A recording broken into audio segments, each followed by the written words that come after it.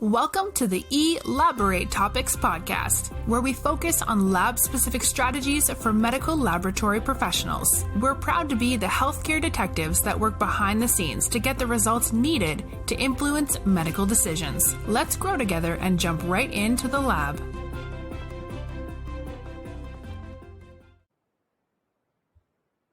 Welcome back to another episode of the Elaborate Topics podcast. I am your host for today, Stephanie Whitehead. If you haven't listened to our podcast before, I am your podcasting laboratory leader and co-host for this show. For those of you tuning in for the first time, the Elaborate Topics podcast is a weekly podcast where myself or my co-host, Taiwana Wilson and or Lona Small, are bringing you topics related to the laboratory and leadership to help you excel inside and outside of the laboratory. And today we have another exciting show for you, so let's get straight into it. Today I am joined by special guest Marcy Dufrene. Hello. Oh, it's Dufrene now. But yes, we met. It is Dufrene. You know what? Me and Marcy go way back. Marcy used to work for me as a new technologist in one of my first laboratory director positions. And at that point, you were not married and you did not have children, and your last name was Dufrene. Yes, sorry. that's correct. So, gosh, it's been so many years. But yes, we go way back. And I'm just really happy that we were able to reconnect because you were my first boss. I was a brand new baby tech when I started at Christus Santa Rosa, and I just think it was such a good start to my profession. I think it really made me feel like this was a possible career for because at the time I was planning on becoming an English teacher, but then I kind of just loved the lab world. And I think that a big part of it was you had a good setup. So I had a good foundation as a baby lab tech. Oh, Thank you so much. Well, tell the listeners, this is us just reconnecting on a podcast, but tell the listeners a little bit about yourself, your laboratory journey, how you got to where you are today. Like we mentioned, me and you go way back. So don't forget that part of your journey, but tell us a little bit about your road through the laboratory profession. Yeah. So it was kind of an unexpected thing. I was attending University of Texas in San Antonio, and I was pursuing an English degree. Now I was having, a little trouble paying for college, so I decided maybe I would go my sister's route. She joined the Air Force, and she was paying for college that way. And so I ended up joining the Texas Air National Guard. And so when I went into the recruiter's office, they do it a little differently for Air National Guard people. They have set positions that are open at their unit, and they kind of tell you this is what you qualify for, which one do you want to pick. And so I remember that I was given two options. I was given a logistics, I think it was called medical logistics position, and the other one was medical laboratory technician position, which I had never heard of until that time. And I was like, well, I know what logistics is. I don't really want to be dealing with, shipping and materials. I wanted something that I could kind of use in the civilian side. So I was like, well, medical laboratory technician, is that something I could use? And he's like, absolutely. Our techs, they work, mostly full-time civilian at hospitals. And I was like, I'll do that. And I literally had no idea what it entailed. And I went home and I was just Googling medical laboratory technician. And then I saw, because I think most people have the preconceived idea that it's typically lab is just phlebotomy. So it's drawing blood. I was like, that, that could be helpful. But then I saw that it just had so many different areas of study, like coagulation, just everything that I know now, but it was just foreign subjects to me. And so that was kind of the beginning of it. I went off to training, and military training is very sped up MLT school. So we wake up in the morning, we march to school, we attend classes all day, we march back, we study, and then we would do a quiz the next day on the previous day's material. And we did that for 9 months straight. So it's very sped up. It's kind of like a lab boarding school, if you think about it that way. And after that, we do clinical rotations at major hospitals throughout the United States. And I was sent to Wilford Hall Medical Center, and I believe it was a trauma center at that time. So I got really good experience at that hospital when I did my rotations. And as I progressed through the courses, I just kind of fell more and more in love with just the science and just the vast array of different things that I was learning about just the human body, and it was just very interesting to me. So I started to I kind of like sat on this. I love literature and I love English, and this is like my comfort zone. And then there's this whole new science world. And it just I just went along with it. I started applying for jobs right out of, which was kind of difficult I didn't have a certification, and I didn't have any experience, but I was determined. And so I remember going in person to hospitals to get a job. And that's kind of how I got the job at Chris's Santa Rosa. I know that I had a application prepared, and I gave it to, I think, Joe Polis was the name of my supervisor that got it. And I got a call back from him, and I was thrilled, and the rest is history. And I've kind of just followed along the same path. I've worked at lots of different hospitals around the country because we are a military family.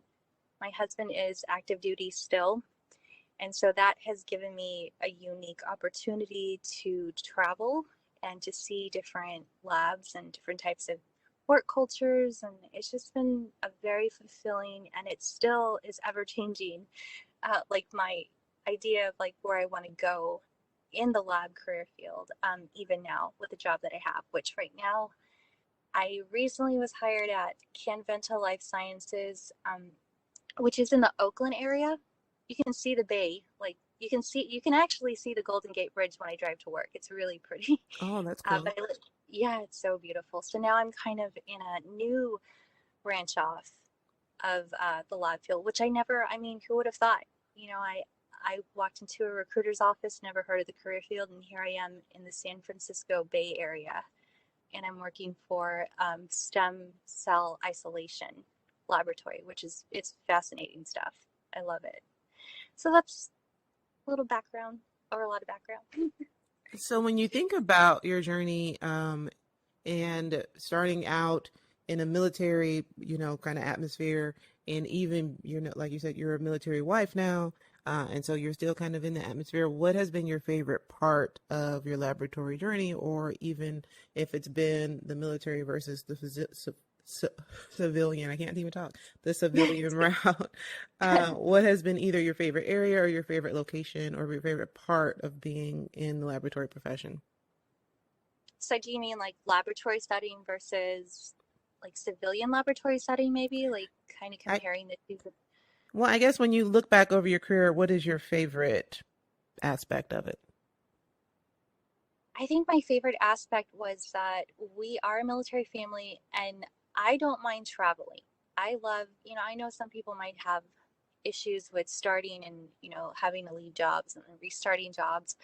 But to me, it was exciting because there was always something new to learn, always new minds to kind of be around and like get fresh perspectives about like, new technologies, new ways of running systems, and even new science is coming in. Like right now at the stem cell isolation at Canventa Life Sciences, it's stuff that is kind of still fresh and new and ever changing. So I think that my favorite part, if I had to say it, was that I was able to move around the country with, my husband's moves, and just be exposed to so many different kinds of facilities. I think that's my favorite part. Now I'm kind of ready to grow roots. We're both ready to grow roots, but it's been a fun thing to travel with the military and kind of see the country and like the different laboratory and facilities, the different type of facilities too, because they weren't all hospitals. Some of them are little satellite labs. So yeah. We'll definitely get into that. And so I don't know if you knew this about me, but my dad, I don't know if we ever talked about this, but my dad was actually in the Army for 22 years too. So I'm a military kid also. I did not know that. I Yeah, that's know. awesome. And he You're a retired. military brat. I am a, well, I'm not necessarily a brat, but I am a No, military. no, no. Yes. But we'll definitely get into all of those aspects because we want people to know that there are quote unquote traditional or conventional routes of getting into the laboratory medicine profession, but there are also untraditional or unconventional routes. And that's what we're going to be diving deep into with Marcy today. So today she and I will be discussing her non-traditional career path in the laboratory field and becoming an MLT. From working in the military, the U.S. Army, to several civilian laboratory environments. And also, Marcy is a first generation college graduate student. She's also a military wife and mother, and we've already touched on that a little bit. So I really want to touch on how all of those aspects of your life have helped your growth in your MLT profession. So one of the things that makes your path so interesting is that in your family, like I said, you're a first generation college graduate. So tell me about what made you want to take that educational route. And you touched on it a little bit before, talking about with your sister. And Marcy is a twin, by the way. Yes. She's I a twin. She looks just like her sister. I guess that's exactly what twin means, but yeah, there's fraternal and identical, so sometimes they don't look alike. But yes. when I met Marcy, I literally acted like I met my first set of twins. I was like, "Oh my God, you guys look exactly alike." I didn't know you met my sister. I did don't it. remember that. You showed me several pictures of her. Oh, okay. Oh Mhm. my gosh, that's awesome. Yeah, she's great. So tell me about what made you go the educational route, even though you didn't have necessarily a college graduate example in your family. Yeah, so I actually remember the very first time I set foot on a university campus, and it was in sixth grade. So they had this program in my elementary school because sixth grade, it went up to sixth grade in Floresville, Texas. So they had this special um, field trip. It was only for girls, and it was to the University of Texas in San Antonio. And I remember thinking, I just want to, skip out on school that day. So I was like, I'll go on a field trip. That sounds like fun. And I remember going, and I was just awestruck by the energy and just seeing like these young people kind of like pursuing their dreams. And I never even considered that for myself because I'm so glad they do programs like this because it is literally the catapult for me when I decided I wanted someday to get my degree. And I remember we went into a laboratory, and I was talking to my husband about this the other day. They actually had a laboratory, and nobody was in it, but they had microscopes like all around, and they just let us kind of like sit and listen to like a little speech. I don't even remember what the speech was about, but I just remember thinking like, wow, like look at this classroom. Like they have like these expensive looking microscopes, and like it's the real deal. And I wanted to be a part of it. I wanted to be a part of academia so badly after that. And so I had all these ideas and I didn't tell my parents because I just wasn't sure like how they would. I didn't know if they would be able to like help me or guide me, and I just wasn't sure if I would even be able to obtain like any kind of higher education. But once I was a junior, I started applying to universities. The only one I wanted really badly, which was silly because their acceptance rates was like, it was decent, was UTSA. And when I got the acceptance letter, I was crying. I was so happy. I was like, I did it, and I did it on my own. I had to get some help from my counselor, but my parents didn't know I was doing that. And so my dad had my father had a very interesting reaction. He wasn't happy.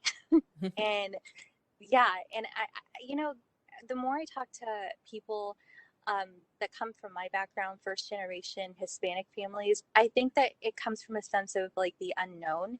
Like they can't go there with me because they never went there with me, and maybe like it scared him. But I had pushback from my father. He was a little upset that I applied for college, and it was a really, I was very disappointed. I was a little heartbroken, but I still did it. I was so happy when the first day of college rolled around. And he wanted me to join the military. That was his job. Like his dream was me going active duty. And I didn't want to tell him, but I was afraid to go because it was post 9/11 at this point, and I didn't want to get sent to Afghanistan or Iraq. I didn't want to go to the Middle East. I didn't want to be in war.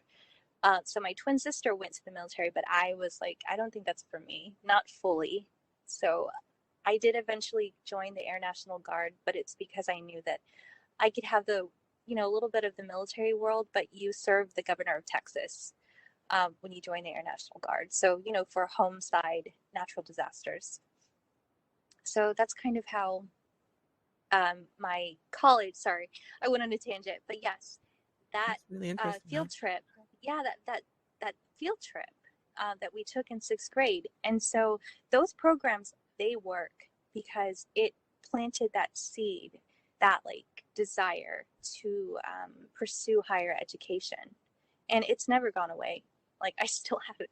I still want to go off and, go into a MT program. So, yep. And so have you ever thought about paying that forward? Like, as I know that there are different programs with like ASCP, quick plug for the Career Ambassador program if you're a career ambassador out there, but have you ever thought about going to different high schools or et cetera, as your kids get older and they give you more free time, perhaps? Yes, actually, it's funny you said that. I kind of was wondering when the career day thing would start because I want to talk to the kids about it, and I want to kind of tell them that you can have your passions and then still pursue a different. It's not black or white. Great. That was really interesting. So you've worked in so many different laboratory settings across the country. Having done that, this is what I'm really interested in knowing, because there are some common themes across laboratories that different laboratory professionals experience, even though they've never worked in the same laboratory and they've never met each other. So I'm interested from your perspective, having worked in, military, like we said, civilian, and laboratories all across the country. What are some common themes that you've seen or experienced in each lab that you've worked in? So the common experience that I've had across the board, and I've worked in Alabama, Florida, Arizona, Texas, worked in several states, is that laboratory people are intelligent people. They are inquisitive, they are curious, they like to investigate. That's been my experience. So if something, particular happens, we're like, oh, I wonder, it perks our interest. It's filled with people that genuinely enjoy the science. And since it's always changing, I think it's always interesting, especially when you're doing like process improvements. That also entails kind of like understanding the science behind things. And I don't know, I've always been around people that were very intelligent and inquisitive. And I love those kind of people. And I guess, what else have I noticed? Well, from your perspective, is there a difference between, either the environment or the working structure, working military versus civilian? I will say that the military facilities are much closer knit in a different way, and that's because they're experiencing something very different than the civilian labs. And the civilian labs kind of do day to day, I'm going on vacation, I'm doing this. Where the military hospitals have people that are constantly uprooted. So when you find yourself, it really does. I know that some people might not like this idea, but like in the military, it's very true. Your work family is like your family because your family is typically states away. And when you have your spouse deployed for several months, they become your support group. And so there's definitely a different feeling of camaraderie, of connection in those families because it's out of necessity. You have to rely on these people. Wow, that's so interesting. Yes. So it's definitely different. Definitely different. So what has been your favorite role to date and why? And then what has been your least favorite role to date and why? I have a couple of favorites. So it's probably when it was your boss, I'm sure. I know. I don't want to sound like I'm trying to like fluff you up, but like my first job was such a great experience, and it made me want to continue my career in lab, because I was, kind of thinking about leaving off to college full time, but I just enjoyed it so much. And I think a lot of it had to do with, and I will say this, leadership is so important. It is so, so important to a lab, because when you have a leader that kind of doesn't know how to manage people's temperaments, I guess, it really affects the morale. It really does. So definitely Christus Santa Rosa, because it was a beautiful facility. I still remember you were touring me around, and I was like, I can't believe I get to work here. And I saw like the little chandelier, like in the study, that at the entrance they had. I was like, everything was all shiny, and I think it was only like 2 or 3 years old at that time, and it was so beautiful. They had like a little garden area, so I loved my first job. It just kind of set my standard from then on for all the other labs. Well, you know what? That is true. And I'm glad you said that, because part of the reason we started this podcast is because myself and my co-host really do feel like there are times in our profession where we, promote the best tech, and we do the laboratory a service by giving them a really smart, good technical person to lead. But sometimes we do them a disservice if we don't arm them with the right, like, soft skills to lead people and to manage people and to build teams, etc. And so thank you for saying that, because what you did was just validate that it's important to have a person who's knowledgeable about compliance and regulatory and CAP and validating machines and doing schedules and all of that. Yes. But it's also important to have a person who understands how to manage conflict and how to build morale and how to, identify, situations where people may not be working well together and help them navigate that, because without that, then your lab doesn't succeed either. Yeah. And I want to kind of keep talking about that, because I want you to know, like, I remember, and I think we spoke briefly about this over email, that when I was having conflict and I didn't want to confront it, you handed me a book on conflict resolution. I don't know what the name of it was, but you just like gave me a chapter to read. It's probably Crucial Conversations or something.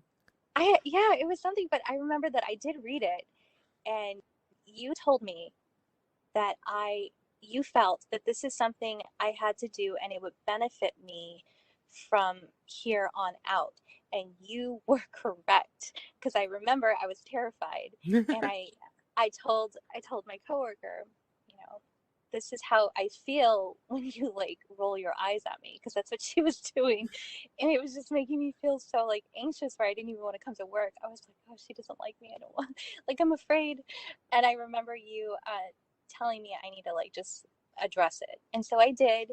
And then it did not go well initially. She was not happy that I don't want to say called her out, but that I addressed it. And then I went to the bathroom and I cried, because it was just I don't like confrontation. I don't like conflict, but I did it. And when I came back from the bathroom, I composed myself. She approached me and she was like, I'm sorry. She was like, I'm just kind of not having, such a great time lately, and I'm really sorry. And she apologized, and it was just amazing to me. And I was like, wow, it like actually worked. And even though it was like terrifying, it actually stopped the relationship from being toxic. And we got along after that from then on out. I think I worked there for 4 years, never had any issues with her after that. And so I've forever carried that to address the problems, to not be afraid of it, and that it doesn't have to be a negative experience. So thank you. And it works. Well, no problem. The difficult thing about helping people understand is that difficult conversations are exactly that. So they're difficult, right? They call them, confrontations for a reason. Yes. So they're not easy conversations to have. And they only become easier when you have several of them. So you're going to be terrified the first few times, because there's an element of the unknown. You're not exactly confident in your ability to respond to whatever the person will come back with. But the more conversations you have like that, the more situations you put yourself in, the easier they become. And then also, if you had not confronted that person, I know exactly the situation you're talking about.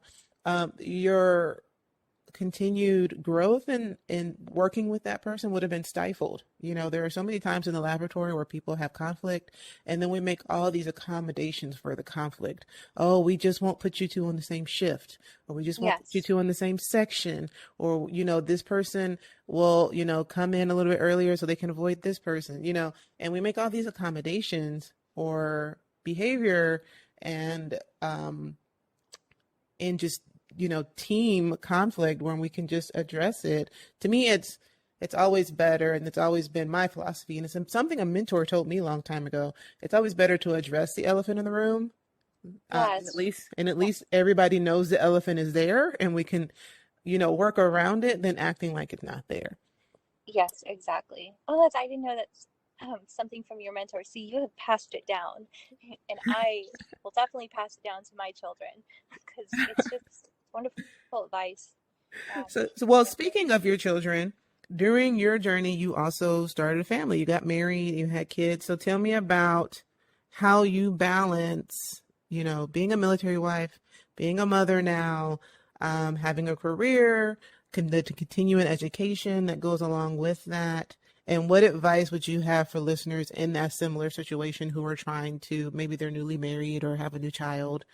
It seems like everybody in my lab right now is pregnant. So, Oh gosh, that's so funny. That it was like that at Christus too. There was 6 of us at one time pregnant. I'm not oh joking. my It gosh. was, yeah, and we're a tiny lab, so it just Mhm. kind of comes in waves, I guess. But yes, so advice. Um, if I'm being honest, if there's somebody that was in my situation, it's not going to be easy when you have children. You have to become very organized, and you have to be willing to set school aside if you just can't handle the load. If you're just having, and I'll give you an example. So I was full time at ASU State University online, and the pandemic hit. While this was going on, my husband was in Afghanistan, and it was just too much. Like, it was just this whole crazy new virus that's invading the world, and now the kids are home with me, and I have to figure out their homeschooling. And then I have the anxiety that comes with my husband being in a war zone, which he was actually, his base was attacked. And I was on FaceTime with him. You can FaceTime your spouses, like when they're over in Afghanistan, um, at least where he was at. And I saw the alarms, and I saw him in his war gear, and I could not mentally be okay for the children Mm. and go to school. So I made the decision to stop school until he came back and things settled. And so I ended up graduating, I think, like a year after I had planned. And these things happen. And I did beat myself up about it. My advice is take care of your mental health Hmm. before anything. I mean, as a mother, you have to be, especially when during the pandemic, it was a very unique situation because we were on lockdown. The kids were homeschooled. I don't have family here, and I hadn't had a chance to make friends because we were kind of new to the area. I had made a few friends, but military friends, they come and go because they're always moving. So it was just very, very difficult. And I made the decision to be there for my children and set aside what I could set aside. So I dropped courses um, to be, okay for the kids. And I mean, it worked out fine. I still graduated, and I'm good. So my advice would be just, I don't want to say play it by ear, have a plan, but don't beat yourself up when the plan doesn't go according, to what you pictured. Because when you have a family, I mean, especially with military life, it's unpredictable. You have to learn to be able to change as things come. That's Yes. really good advice. And I feel like you can't really have a conversation now without bringing up COVID or the pandemic, but also mental health. Mental health is a really big topic and a really relevant topic, and rightfully so. I'm glad that society is paying so much attention to how much our mental health affects so many things that we do. And Yes. so, in terms of like, you already talked about, putting school on hold so you could focus on your family and mental health. But how was that relocating, starting a new job, your husband being in Afghanistan, all during a COVID crisis? So I actually didn't start a new job until he came back. He's been back for about a year. Okay. So yeah, so that was, I put everything on hold until he came back. And once I graduated, and I was also certifying because I wasn't certified up to this point. I was able to work as an MLT just with my military training, but California is very strict.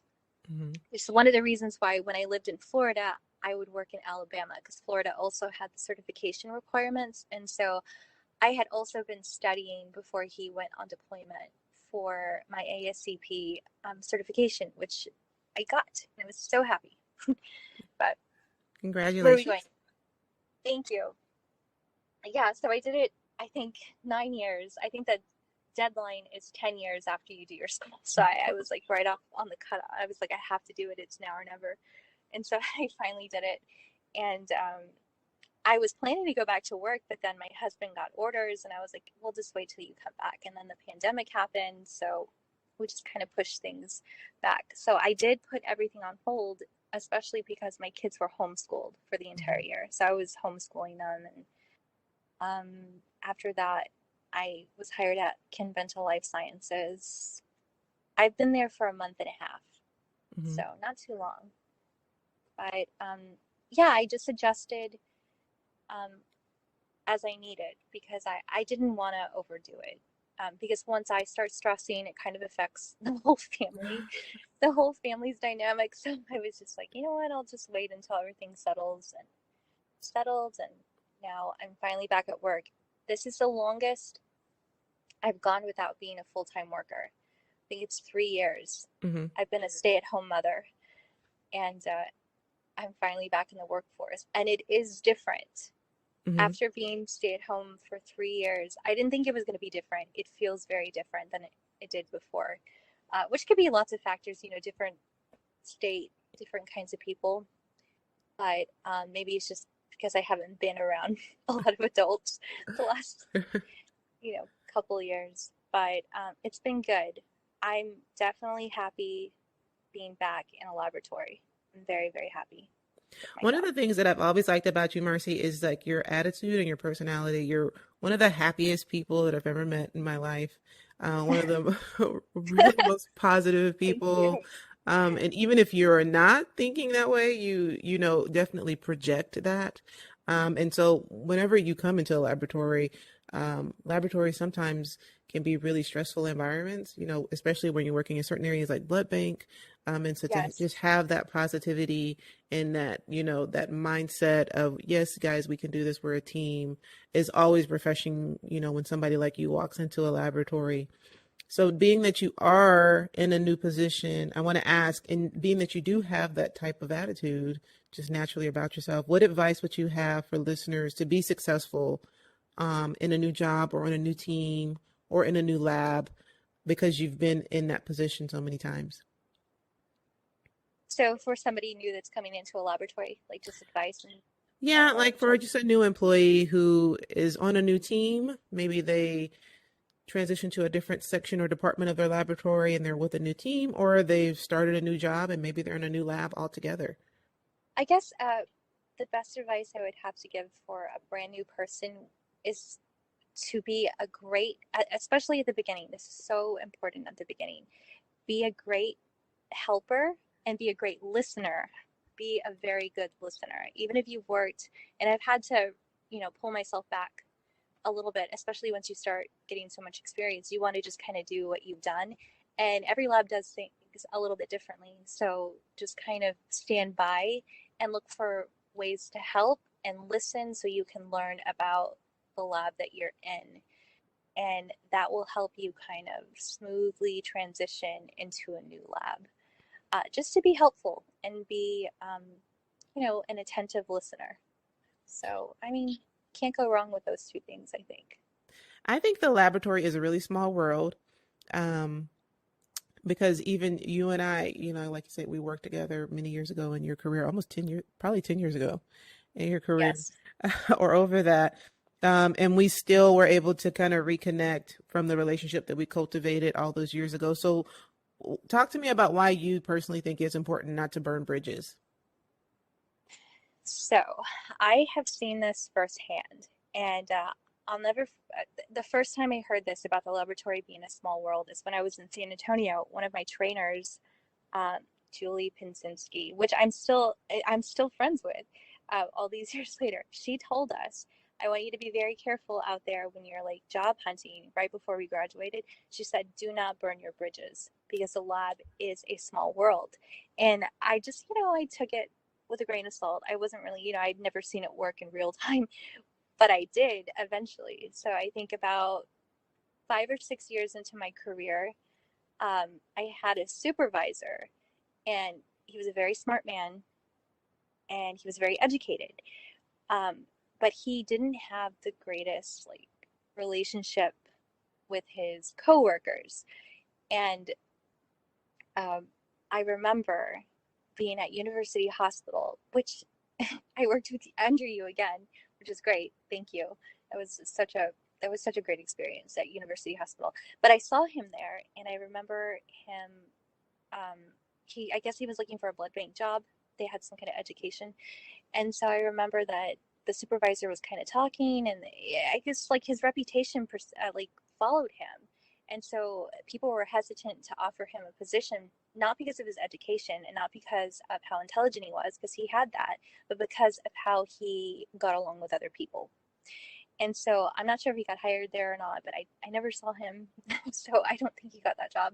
And again, in Methodist, because I was part-time at Methodist Hospital at the time, and my boss actually approached me and she asked me if I knew him. And you know me, like I don't want to say anything to prevent a person from progressing in their professional career, but I was just kind of like, well, he's very smart. And, I kind of said what I'm saying now. He's very smart and he's very educated. But then she looked hesitant, and I'm like, she kind of mentioned that she's getting similar information that he's difficult to get along with. And he missed out on that job opportunity too. Now, this gentleman had the education and he had the experience, and he was very smart. He was very capable. But because of the way he was with other people, he lost these great opportunities. And I think that just it kind of proved what my instructor warned us about. Like it would make it very difficult. And these are very major hospital systems in San Antonio. So, but still, like we came across this small pool of laboratory people that we knew. And you just have to be careful. It's very much the relationships that you um, cultivate in the professional workforce that kind of, it's a driving force. Like the connections, they have to be there. They do. Yeah, I think as good as we can all look on paper, everybody has connections, and so I do get calls similar to that all the time about working with people, and just like you, I never want to prevent a person from moving forward, and then you also never know how people have changed in life, also, but Exactly. you know, really. You always want to leave people with a great lasting impression of you. And the advice I always give technologists when it comes to this topic is make people miss you when you're gone. So when you're there, you want them to feel like you've gained something. But if you, God forbid, ever leave that laboratory for a better opportunity or because of life, you want them to miss you when you're gone. Like you want Yeah. when you turn in your resignation, you want people to panic a little bit and say, "Oh my God, what are we going to do without you? You're our best tech." You want that feeling. Because that means that you've contributed something, that you've offered something, and when you leave, they feel like they're going to miss something. They're going to have to really work to replace that.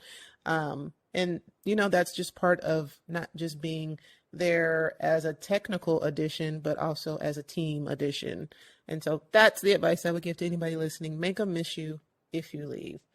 That is good advice. You don't want people to have a party when you turn in your 2 weeks notice. Like, yeah, that is not the reaction you want. No, not at all. So when you look back, we've talked a lot about your career, particularly in hindsight, but when you look back, maybe even at yourself, coming into one of your first jobs and you think, I wish I would have known X, Y, or Z, what career advice would you have given to your younger self? I wish I would have seen the value in the career field at the time. I was so single-minded on one profession, one career, being an English teacher, being in the literary world. I never even gave the thought of doing lab for, professionally for the, course of my professional life. I never gave it a thought. I never gave it any attention, not serious attention. I was like, I basically told myself I can do this until I get to where I think I should be. And I feel like I didn't waste my time because I did get my degree, but I feel like if I had a clearer idea and had just given the laboratory world a little bit more interest, I would have progressed a little faster than I have. Because not that there's anything wrong with progressing, in your 30s, but I feel like all the signs were there. I enjoyed my job. I don't know why I didn't give myself a chance to pursue it. And I have one theory. I'm not good at math. And so I dreaded taking math courses, and I was afraid that I would fail the chemistry courses that, I'd have to eventually take to pursue an MT or CLS. And it scared me. And I wanted to stick with my comfort zone because I knew I was a good writer. I knew I was good at literary interpretation. So don't stay in your comfort zone. Try to expand yourself. If, just don't be single-minded about pursuing one thing. If you might miss other opportunities, which I didn't miss being a medical laboratory technician, but I missed the progression that I could have done if I had recognized that it's something I actually enjoy and have some faith in myself. And you can get through those chemistry courses and those math courses. You can do these things. So yeah, that kind of thing. Well, there's also ways, and there's Clinical Laboratory Manager magazine, and the Dark Daily Report, and all these other magazines that laboratory people write and edit for. So if you still got that passion, then there's so many different laboratory articles to write for and maybe edit for and do freelance work on the side for. So that's always an option also. Yeah, that might be interesting. I'm always reading the articles on LinkedIn, the lab. They're so interesting. I love it. So yeah, there you go. It's the best of both worlds. Mm-hmm. And as we wrap up the conversation, I love to also ask guests what advice they would leave the listeners with that they can use in their professional lives. So if you use any apps or any books that you love to read, or anything that you like to listen to, or websites that you frequent, what advice would you leave for the listeners as we wrap up? I love YouTube because you could find a million videos. And what I do when I drive is I'll find videos on, I listen to the blood bank guy. I used to listen to his videos all the time. Have you heard of him? There's this YouTube channel, and he's called the blood bank guy, and he has just dozens and dozens of videos. He's been doing it for years about everything, the basic stuff to complex blood bank testing. And I used to listen to them for fun because it was just so interesting, and he would break it down really easily. Or I was listening to stem cell when I first got hired at Kimbanta Life Sciences because I didn't know a lot about the world. So I was just kind of about the world of stem cell or cell isolation. Mm-hmm. So I was just using YouTube videos and I listened to them on my drive or when I'm getting ready. So, it's just a free plethora of knowledge that everyone has access to. So I would definitely recommend that, especially if you're too busy to read, because I used to read a lot, but now I'm kind of busy. So I usually just listen to podcasts or YouTube videos. Yeah, so take advantage of that. I'm gonna have to check those out. And also, you mentioned, you read the articles on LinkedIn. So can you tell the listeners how they can reach out to you? Maybe if a listener has heard you say something that piqued their interest and they want to reach out to you and connect with you further, how can people stay in touch with you? Definitely on LinkedIn. So I'm under Marcy Dufrene, and I'm always looking for new connections. And I love talking about the lab world. So if anybody wants to, especially I love blood banking. So if anybody wants to just, or just talk about lab in general, like the culture or their career progression or advice, you can find me on LinkedIn to Marcy Dufrene. Yes. Well, thank you, Marcy. Thank you for coming on the show. You're very welcome. It was so nice to talk to you again. It was great to talk to you too. I hope the listeners enjoyed this conversation with myself and Marcy Dufrene, really going over her life and her journey and her progress through the unconventional and untraditional route of getting into laboratory profession. We've talked about it on the podcast a couple of times that, there are just very few people who go into the laboratory profession directly. Most of us stumble our way into this profession, but once we're in, we're kind of embedded into, what we do and how it helps the patients and the physicians and the doctors that we serve. And so I thank you for coming forward, because this was a really interesting talk and a really great time to catch up with you again as an old colleague. Yes, ma'am. From many years ago. If you like what you heard today and you want to hear more of our episodes, please subscribe to our channel on directimpactbroadcasting.com. You can catch the Elaborate Topics podcast on Apple, Spotify, Google, or your favorite podcast platform. Do me a favor and share this podcast with all of your laboratory friends and colleagues and MLT, MLS students so that they can hear this wonderful information. Follow me on all of my social media. It's Stephanie Whitehead. I make it very easy to find me on Facebook, LinkedIn, Instagram, wherever you search for people and connect with people. And until next time, have a wonderful day. Yep.